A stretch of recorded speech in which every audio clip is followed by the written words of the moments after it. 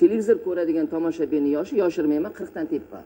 Buni tan olish kerak. Ijtimoiy tarmoq yoshni egallab oldi. Yoshi kattalar ko'prog'i ko'p avlod, katta avlod televideniya ko'ryapti. Endi Navo miqyosida oladigan bo'lsak, o'sha bir paytda katta tanaffusdan katta bo'lgan tomoshabinlarni biz yana qaytadan chaqirish uchun katta tanaffusda tikladik. Bu bir. 13-studiya. 13-studiyani tikladik. Ikki, o'xshaydi-ku loyihasini qaytadan tikladik. Ya'ni ustoz san'atkorlarni bu bor bo'lgan narsalar bu. Qaysidir ma'noda Navoda bo'lgan narsalarni men borib bir yo'la yopib tashamadim. Uni ichiga qaytadan o'zgartirishlar kiritdik. Ya'ni tomoshabin ko'rish uchun va o'sha reytingni olib kelish uchun.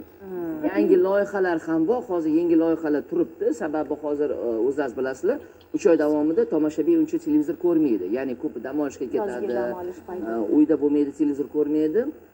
Shuning uchun biz hozir ko'p katta loyihalarni kuz fasliga, yangi mavsumga qo'yganmiz, xudo xohlasa.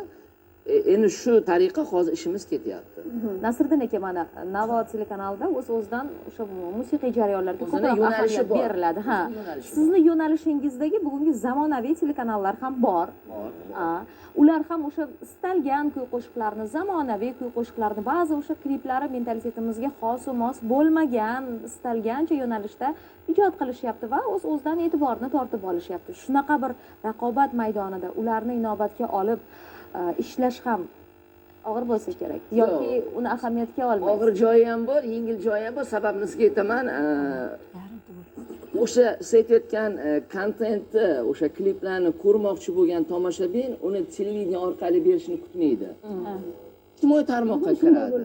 Ijtimoiy tarmoqqa kiradi. Uni siz qachon premyera qilasiz, qachon berasiz, uni kutib o'tirmaydi. Bugun ijtimoiy tarmoq faol.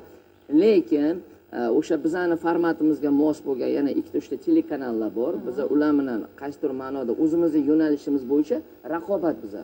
Biz boshqa kanallarning yo'nalishi bo'yicha raqobat bo'lmasligimiz mumkin. Serial, kinolar qo'yayotgan kanallarga biz raqobat bo'lamiz. Aynan bizning 100% yo'nalishimiz bu musiqa.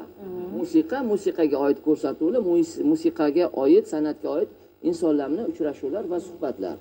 Endi biz hozir men xursand bo'lib aytishimiz mumkin, o'sha xususiy kanallardan so'ng MTRK miqyosida Navo kanali birinchi o'rinda turibdi. Tasanno.